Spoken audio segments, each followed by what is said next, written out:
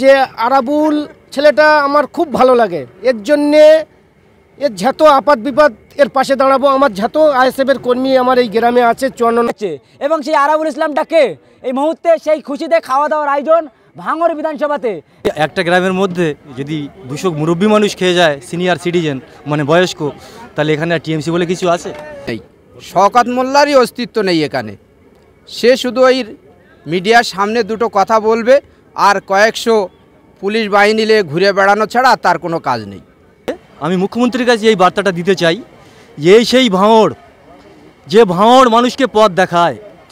2006 সালে আমরা আরাবুলদার হাত দিয়ে এখানে টিএমসিটাকে পয়দা করেছিলাম। কেন পয়দা করেছিলাম তার কারণটা আমি বলেছিল সততার প্রতীক। এই মুহূর্তে যে খবর দিকে চোখ রাখবে জানেন, ভাঙড়ে গোষ্ঠীদ্বন্দ্বয় আক্রান্ত হচ্ছেন টিএমসির কর্মীরা বা টিএমসির দাপটের নেতারা। আর সেই সময় ভাঙড়ে একটা পরিচিত নাম কিন্তু সামনে আসছে, আরাবুল ইসলাম। সেই আরাবুল ইসলাম নাকি আইএসএফের ব্যানারে লড়াই করছে ভাঙড় বিধানসভাতে 26শে বিধানসভা ভোট। আর সেই আরাবুল ইসলামটাকে এই মুহূর্তে আমরা দাঁড়িয়ে আছি কচুয়া গ্রামে। আর সেই কচুয়া গ্রামের মানুষের মুখের কি বক্তব্য আমরা সরাসরি কথা বলার চেষ্টা করব। এবং 26শে বিধানসভা ভোট, আর সেই বিধানসভা ভোটে ভাঙড়ে পরিচিত মুখ, গ্রামের ছেলে, এলাকার ছেলে, ভাঙড় বিধানসভার ছেলে আরাবুল ইসলাম নাকি আইএসএফের ঝান্ডার তলায় লড়াই করছে, এমনই বার্তা জানাচ্ছেন। তাহলে কি ভাঙড়ে আইএসএফের ঘাঁটি শক্ত বা আইএসএফের ছায়াতলে আসার চেষ্টা করছে এই শাসক দলের কিছু নেতারা? এমনই কিন্তু বার্তা পাওয়া যাচ্ছে। এবং সেই আরাবুল ইসলামটাকে এই মুহূর্তে সেই খুশিতে খাওয়া দাওয়ার আয়োজন ভাঙড় বিধানসভাতে। এবং মুরব্বী থেকে যুবকরা তারাও বলছে যে ভাঙড়ের মানুষ সজাগ হয়েছে। তাহলে কি ভাঙড়ের মানুষের মুখে এই হাসি ফোটানোর চেষ্টা করছে এই আইএসএফ বা ইন্ডিয়ান সেকুলার ফ্রন্ট? তাহলে কি ভাঙড় বোম গুলি মুক্ত ভাঙড় গড়তে চলেছে এই আইএসএফের বিধায়ক নওশাদ সিদ্দিকী সাহেব? কি জানাচ্ছেন এই এলাকার মুরব্বীরা এবং এই এলাকার আইএসএফের কর্মী নেতারা? দেখতে এখন বিস্তারিত খবর আইএসএফ বাংলার পর্দায়। যে আরাবুল ছেলেটা আমার খুব ভালো লাগে। এর জন্যে এর যত আপাত বিপদ এর পাশে দাঁড়াবো। আমার যত আইএসএফের কর্মী আমার এই গ্রামে আছে 54 নম্বর বুথে, সবথেকে আরাবুল হচ্ছে নিষ্ঠিত কর্মী, মানে সৎ কর্মী। একাই খোকন, শরীফুল, আরাবুল, শাকির, আর কত নাম করো, সবাই তার মধ্যে বিশেষ বিশেষ ছেলে আছে, যেমন আরাবুল, খোকন, শরীফুল, এসব আরও ছেলে আছে। এরাই প্রচুর পরিশ্রম করেছে। এদের পরিশ্রমকে আমি আন্তরিক শুভেচ্ছা ও ধন্যবাদ কি দিয়ে জানাবো আমি নিজেই জানি না। আরাবুল যে নাম করছেন, আরাবুলকে 26শে যে বিধানসভা ভোট আইএসএফের ব্যানারে লড়াই করতে দেখা যাবে? আরাবুলই তো আমার আগে থাকবে, আরাবুল আমার আগে থাকবে, এরম বিশ্বাস নিয়ে আমি চলি। আর একটা বিশেষ করে আমাদের যারা আইএসএফের সৈনিক আছে, মুনাফিক করবে না, দুশ্মন করবে না, ভালো লাগবে না দল চলে যাও, কোনো দুঃখ নেই। দলের মধ্যে থেকে কোনো শত্রুতা করবে না, মুনাফিকি করবে না, কথা লাগালাই করবে না। সত্যর দল, সত্য বেগে থাকবো, সত্যর জন্য হাসতে হাসতে মৃত্যু বরণ করতে কোনো দুঃখ লাগবে না।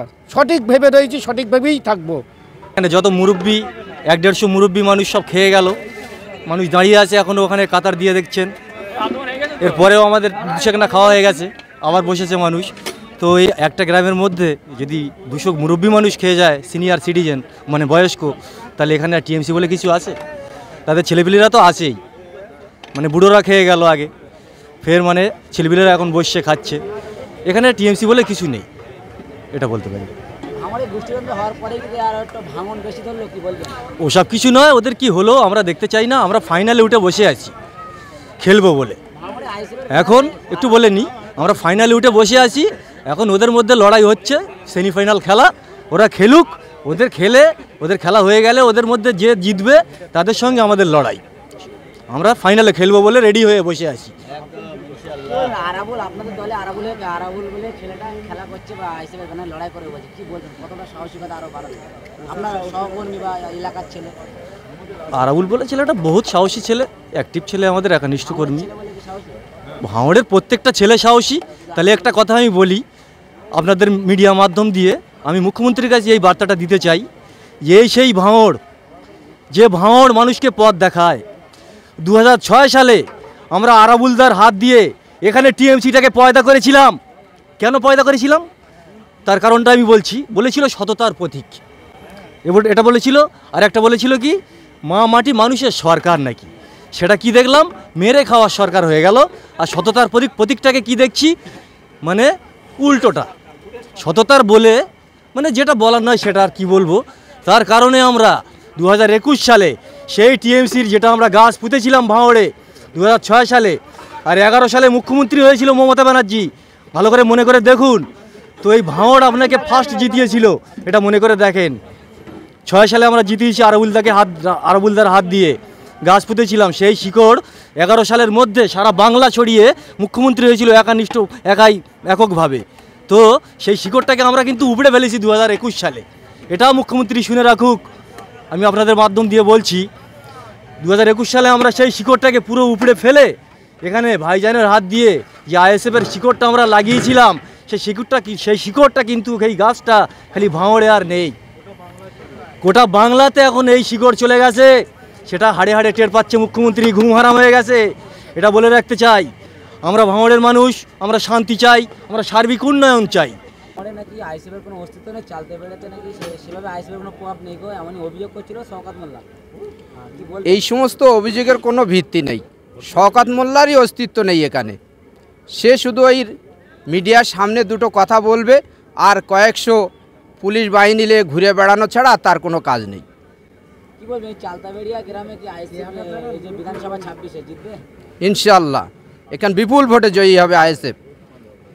ভয় লাগছেন যে আইএসএফ লড়াই করছে, মিথ্যা কেসে জর্জরিত করছে নাকি আইএসএফ? আইএসএফ যারা করে তাদের কোনো ভয় বলে কিছু নেই। এতটা সাহসিকতা কোথা থেকে পাচ্ছেন? সত্যর পথে, সঠিক পথে যারা থাকে তারা কোনো কিছুকে ভয় করে না। আপনার নাম পরিচয়? আমার নাম মোহাম্মদ আনোয়ার হোসেন, আমি এই কচুয়া বুথের বাসিন্দা।